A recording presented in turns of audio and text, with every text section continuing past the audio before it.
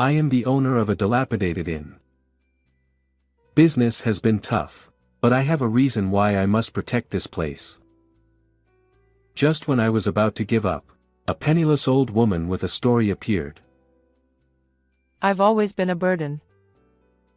Treated harshly by her son, she reminded me of my own grandmother.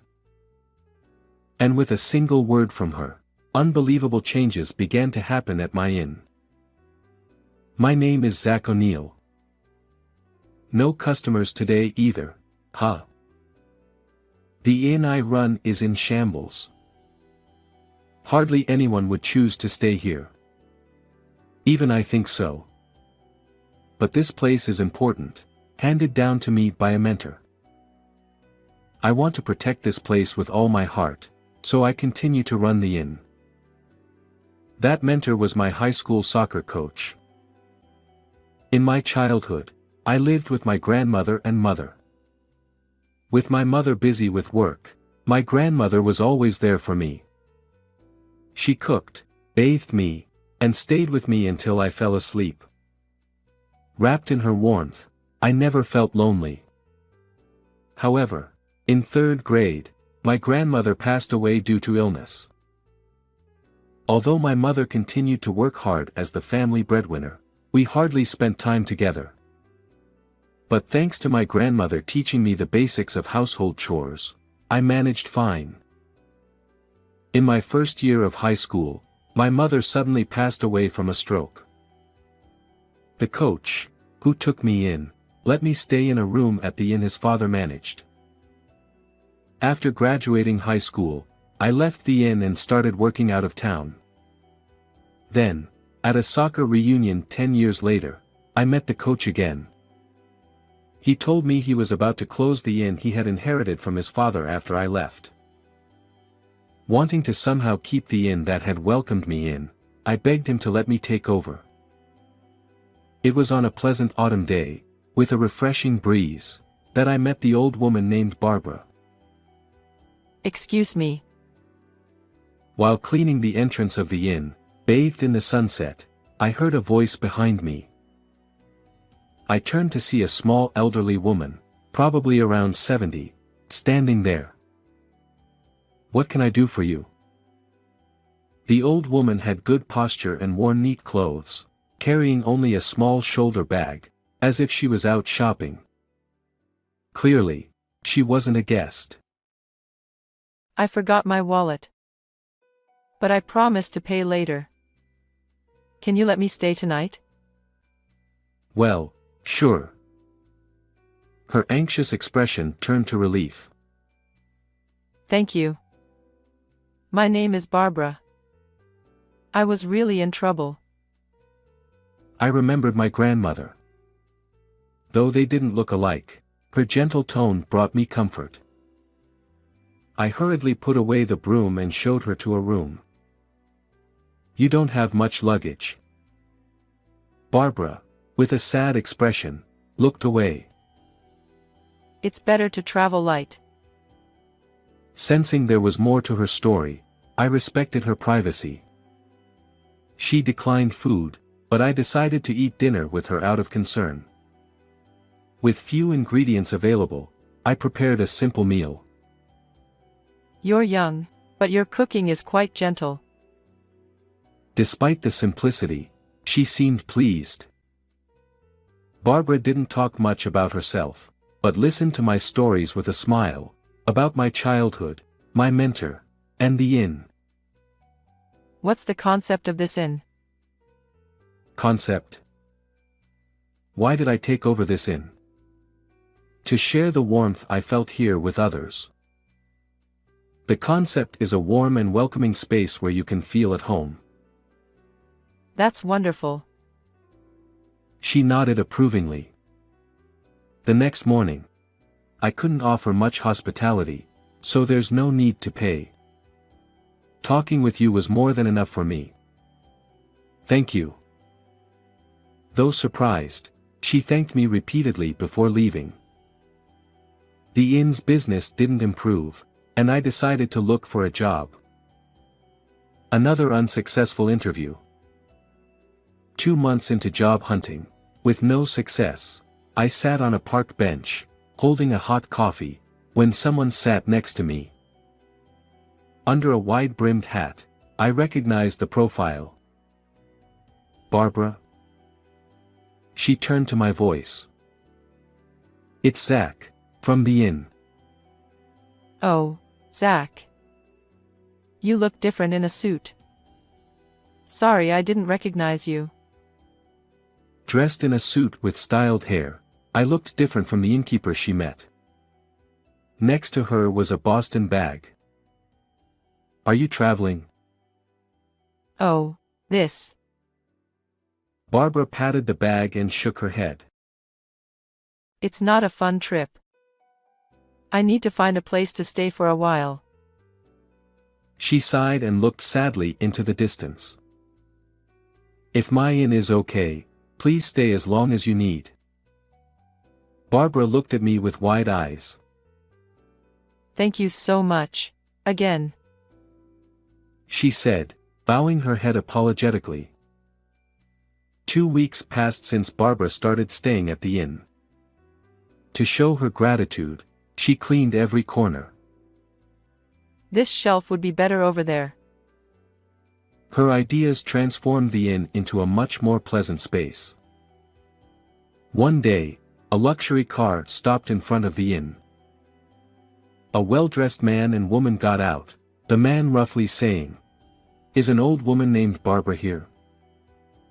The man, who seemed around his 40s, glanced disdainfully at the dilapidated inn. "Who are you?" "I'm her son, and this is my wife." Now that I looked closely, his nose and mouth resembled Barbara's. But unlike her warm demeanor, he was the opposite.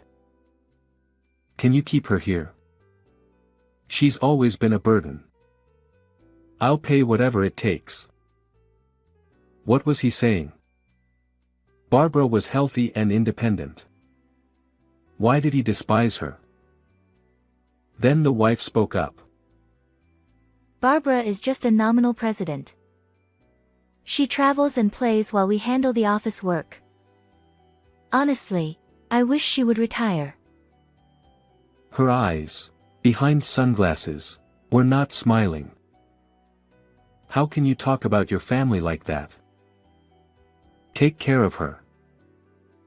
Ignoring my protest, they drove off. How awful. I felt anger rising. I'm back. "Barbara, your son and his wife were here."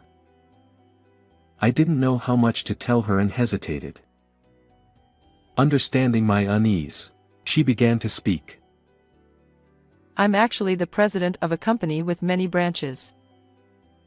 Her company was not only in Japan but had offices overseas. When Barbara took over the company founded by her father, it was still a small business, but over the past 30 years, it has grown significantly. It must be thanks to her intelligence, initiative, and great personality. Lately, my son keeps insisting. He says I should retire and hand over the company to him. Barbara's face suddenly looked sad. She said that both her son and daughter-in-law used to work hard as part of the company and were kind to her. However, as the company grew, they became interested only in money and told her that if she didn't step down as president, they would throw her out.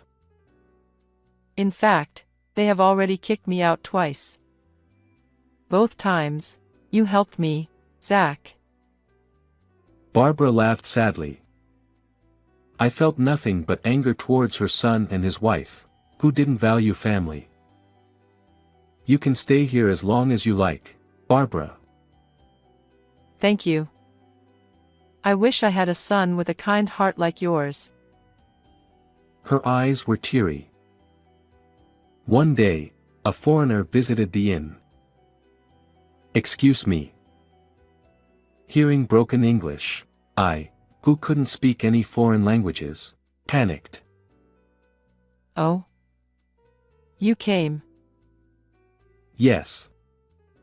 Barbara, it's been a while, I was taken aback. It seemed this foreigner was a friend of hers. I often traveled overseas for work, so I have quite a few friends around the world. She said it so casually. She really is different, being a president and all. Seeing me clearly flustered in front of the foreign guest, Barbara spoke to me. Zach, why did you start this inn? To provide a warm experience of everyday hospitality in this place. Then, no matter who the guest is, be proud of your way and stand tall. Guests are the ones who are traveling, so they won't expect you to speak a different language. People who choose an inn over a hotel want to feel closer to local life, so Barbara advised me to provide hospitality in my own way. Encouraged, I worked hard to give guests the experience I envisioned for the inn. What kind of hospitality would delight foreign guests? I wanted them to experience even a little bit of American culture.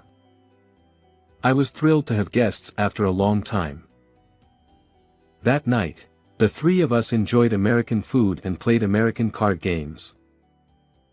The guest, who experienced American culture, was genuinely delighted, and above all, I think I was the most lively I had ever been. The next morning, as I saw the guest off at the nearby station, he said, "Zach, I had a great time." Thank you. Those words gave me a bit of confidence in my way of doing things. Thank you for spending irreplaceable time with us. We promised to meet again and parted ways. I'm sure it's going to get busy from now on. He. As Barbara predicted, inquiries about staying at the inn gradually increased. It seemed that the previous guest had posted about our inn on social media. I checked the post myself. Along with a picture of the three of us playing card games, it said, "The hospitality was wonderful." All three of us looked so radiant and happy. Most of the guests who came to our inn were acquaintances of Barbara. She had a wide network both domestically and internationally, and many people visited the inn to see her, a testament to her great reputation. Thanks to this, the inn's business gradually stabilized, and I decided to stop job hunting and focus on running the inn. One day, a familiar luxury car stopped in front of the entrance. It was Barbara's son and his wife. I couldn't forgive them for treating her so poorly. "Barbara, please go to the other room." I led her away to avoid her hearing any more of her son's harsh words. I wanted to kick them out immediately. However, as soon as they came in, they said, "Please give us back the president."